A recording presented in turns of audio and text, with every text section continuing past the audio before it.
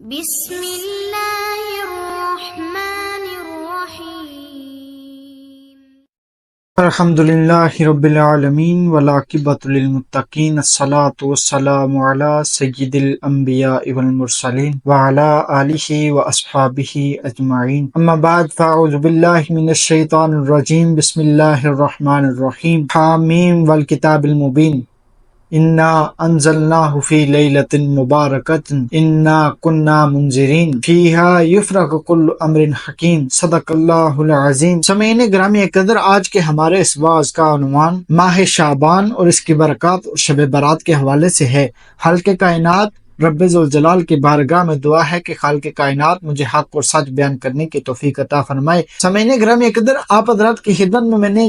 چند ایک آیہ کریمہ پڑھنے کا شرف حاصل کیا ہے۔ خالق کائنات رب ذوالجلال قرآن مجید کی سورہ دخان کی آیات میں ارشاد فرما رہے ہیں، حامیم والکتاب المبین، حامیم، اور قسم ہے مجھے اس واضح کتاب کی، اور قسم ہے مجھے اس کھلی کتاب کی، بے شک ہم نے اتارا اس کو ایک بابرکت رات میں، اور ہماری یہ شان ہے کہ ہم بر وقت خبردار کر دیا کرتے ہیں۔ سامعین جی قدر، پھر اللہ کریم ارشاد فرما رہے ہیں، فیہا یفرق کل امر حکیم، کہ اسی رات میں ان تمام حکمت والے کاموں کا فیصلہ فرما دیا جاتا ہے۔ سامعین گرامی قدر، مذکورہ بالا آیات کریمہ سورہ دخان کی آیات ہیں، اور سورہ دخان قرآن کریم کی ان 7 سورتوں میں سے ایک سورت ہے جس کا آغاز حامیم سے کیا جا رہا ہے۔ سامعین گرامی قدر، اس سورہ کے آغاز میں ہی خالق کائنات رب ذوالجلال اپنی اس کتاب کی قسم کھا کر ارشاد فرما رہے ہیں کہ بے شک اس کتاب کی ہمیں قسم ہے، بے شک اس کھلی کتاب، اس واضح کر دینے والی کتاب کی قسم ہے کہ ہم نے ہی اس قرآن کو نازل فرمایا۔ یہ کسی فرد واحد کی تصنیف نہیں، یہ کسی بورڈ کے دانشوروں کے باہمی مشوروں سے مسودہ تیار نہیں کیا گیا، بلکہ خالق کائنات خود ارشاد فرما رہے ہیں کہ اس کتاب کو نازل کرنے والی ذات صرف میری ذات ہے۔ سامعین گرامی قدر، پھر رب تعالیٰ ارشاد فرما رہے ہیں کہ ہم نے اسے بابرکت رات میں نازل فرمایا، کہ ہم نے اس کو جس رات میں نازل فرمایا وہ رات بڑی بابرکت تھی۔ سامعین گرامی قدر، وہ کون سی رات ہے جسے خیر و برکت کا منبع قرار دیا گیا ہے؟ وہ کون سی رات ہے جس میں اللہ پاک نے اپنے بندوں پر برکتوں کا نزول فرمایا ہے؟ سامعین گرامی قدر، علماء کے اس حوالے سے 2 قول ہیں، جن میں سے پہلا گروہ حضرت ابن عباس، قتادہ اور اکثر مفسرین اکرام کا ہے۔ وہ فرماتے ہیں کہ اس سے مراد لیلۃ القدر کی رات ہے، جس کے بارے میں خالق کائنات نے سورہ قدر میں ارشاد فرما دیا ہے، انا انزلناہ فی لیلۃ القدر۔ اور دوسرا گروہ اکرمہ اور باقی مفسرین کا ہے، ان کا یہ قول ہے کہ اللہ پاک نے اس آیہ کریمہ میں جو لیلۃ مبارکہ کا نام لیا ہے، اس سے مراد خالق کائنات کی 15 شعبان کی رات کو قرار دیا ہے۔ سامعین گرامی قدر، اب اس سے مراد کیا ہے؟ مفسرین اکرام فرماتے ہیں کہ اللہ پاک نے اپنی اس کلام کو قرآن مجید فرقان حمید کو لوح محفوظ سے آسمان دنیا پر شب قدر کو نزول فرمایا، پھر خالق کائنات نے اپنے حبیب پر آہستہ آہستہ کر کے اس کا نزول فرمایا۔ سامعین گرامی قدر، بہرحال لیلۃ القدر اور لیلۃ البرات دونوں ہی بڑی بخشش اور رحمتوں والی راتیں ہیں۔ سامعین گرامی قدر، آج کے ہمارے اس وعظ کا عنوان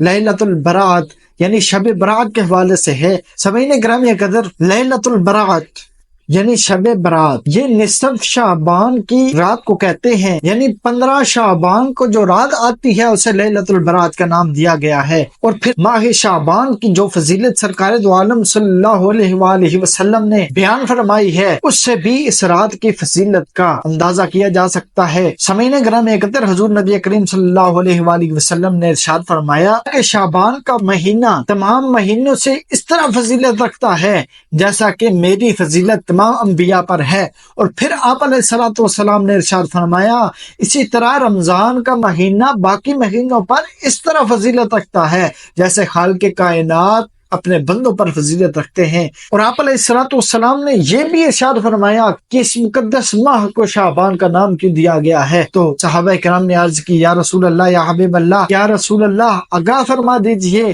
کہ اس مہینے کو شعبان کا نام کیوں دیا گیا ہے؟ تو آپ علیہ الصلوۃ والسلام نے ارشاد فرمایا کہ اس ماہ میں خیر کثیر تقسیم کی جاتی ہے، اس لیے اس ماہ کا نام شعبان رکھا گیا ہے۔ سامعین گرامی قدر، مفسرین اکرام یہ فرماتے ہیں کہ جب رجب کا مہینہ آتا ہے تو انسانی جسم کو میل کچیل اور دنیاوی غلاظتوں سے محفوظ کر لیتا ہے، اور پھر جب شعبان کا مہینہ آتا ہے تو شعبان انسان کے جسم کے اندر موجود جو دل ہے اسے پاک اور صاف کر دیتا ہے، اس کو پاکیزہ کر دیتا ہے اور دل کو گناہوں کی آلودگی سے پاک کر دیتا ہے۔ اسی طرح رمضان المبارک کا مہینہ روح کی تطہیر کا باعث بنتا ہے۔ اسی طرح مختلف مقامات پر حضور علیہ الصلوۃ والسلام نے شب برات کی فضیلت اور بخشش کے حوالے سے آپ علیہ الصلوۃ والسلام نے مختلف احادیث پاک ارشاد فرمائی، جن میں سے چند ایک آپ حضرات کی خدمت میں پیش کرتا چلوں۔ حضرت علی رضی اللہ تعالیٰ عنہ آپ سے روایت ہے، آپ فرماتے ہیں کہ حضور علیہ الصلوۃ والسلام نے ارشاد فرمایا ہے کہ جب شعبان کی نصف یعنی 15ویں شعبان کی رات آئے تو جاگا کرو،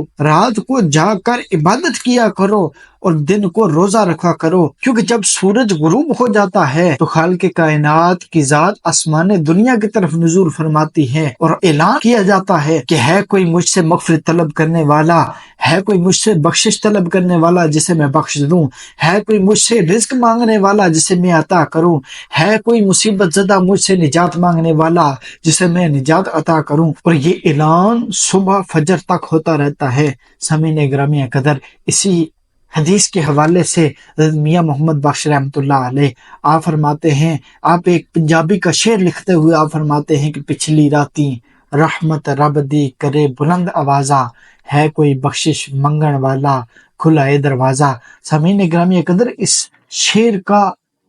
مطلب یہ ہے کہ رات کے پچھلے پہر رب ذوالجلال کی ذات آسمان دنیا کی طرف نزول فرما کر ارشاد فرما رہی ہوتی ہے کہ ہے کوئی مجھ سے بخشش مانگنے والا، ہے کوئی مجھ سے مغفرت طلب کرنے والا جسے میں بخش دوں۔ اسی طرح ایک اور حدیث پاک ہے، حضرت عائشہ صدیقہ رضی اللہ تعالی عنہا فرماتی ہیں کہ ایک رات میں نے حضور علیہ الصلوۃ والسلام کو اپنے بستر پر نہ پایا۔ آپ فرماتی ہیں میں اٹھ کر تلاش کرنے کے لیے نکلی، باہر گئی تو آپ علیہ الصلوۃ والسلام کو جنت البقیع میں پایا۔ آپ علیہ الصلوۃ والسلام ہاتھ اٹھا کر رب کی بارگاہ میں دعا کر رہے تھے۔ جب آپ نے مجھے دیکھا تو آپ نے ارشاد فرمایا کہ اللہ تعالیٰ نصف شعبان کو آسمان دنیا پر جلوہ گر ہوتا ہے، اور قبیلہ بنو کلب کی بکریوں کے جس قدر بال ہیں خالق کائنات اس قدر انسانوں کی بخشش فرما کر جنت میں داخل فرما دیتا ہے۔ سامعین گرامی قدر، اس حدیث سے اندازہ لگائیں حضور علیہ الصلوۃ والسلام نے نوید سنائی ہے کہ خالق کائنات کی بارگاہ میں جو شخص اس رات کو عبادات کرتے ہیں، جو شخص اس رات کو اٹھ کر خالق کائنات کی بارگاہ میں بخشش طلب کرتی ہے تو خالق کائنات اس شخص کو بخش کر جنت میں داخل فرما دیتے ہیں۔ سامعین گرامی قدر، اسی طرح حضور علیہ الصلوۃ والسلام نے اپنی امت کو اس رات میں عبادات کرنے کے حوالے سے فضائل بھی بتائے ہیں۔ حضرت عبداللہ بن مسعود رضی اللہ تعالی عنہ آپ اس حدیث کے راوی ہیں، آپ فرماتے ہیں کہ رسول کریم صلی اللہ علیہ وآلہ وسلم نے ایک دفعہ ارشاد فرمایا، آپ نے ارشاد فرمایا کہ جو شخص اس رات کو جاگ کر 100 رکعت نماز نفل ادا کرتا ہے، خالق کائنات کی طرف سے 5000 رحمت کے فرشتے اس پر نازل کیے جاتے ہیں، جن کے ہاتھ میں نوری دفتر، نوری رجسٹر ہوتے ہیں، جن پر وہ اس شخص کی قیامت تک نیکیاں لکھتے رہتے ہیں۔ اور پھر اسی طرح آپ علیہ الصلوۃ والسلام نے ان نوافل کو ادا کرنے کا طریقہ بھی آگاہ فرمایا۔ حدیث پاک کے الفاظ ہیں، آپ علیہ الصلوۃ والسلام نے ارشاد فرمایا کہ جو شخص اللہ پاک کی حضور 100 رکعت نماز نفل اس طرح ادا کرتا ہے کہ ہر رکعت میں سورۃ فاتحہ اور سورۃ اخلاص 5 یا 10 دفعہ پڑھتا ہے تو خالق کائنات اس پر 5000 نوری فرشتے نازل فرما دیتے ہیں، 5000 رحمت کے فرشتے نازل فرما دیتے ہیں، نوری دفتر، نوری رجسٹر پر نیکیاں درج فرماتے رہتے ہیں، اور یہ نیکیاں درج فرمانا قیامت تک جاری رہتا ہے۔ سامعین گرامی قدر، کیا ہی خوش بخت ہیں وہ لوگ جو اس رات کو اپنی جبین نیاز اپنے رب کے حضور جھکاتے ہیں۔ خالق کائنات کی بارگاہ میں دعا ہے کہ خالق کائنات اس رات جاگ کر بخشش طلب کرنے کی اور حضور علیہ الصلوۃ والسلام کی ذات پر بے انتہا درود پاک پڑھنے کی توفیق عطا فرمائے۔ وما علینا الا البلاغ المبین۔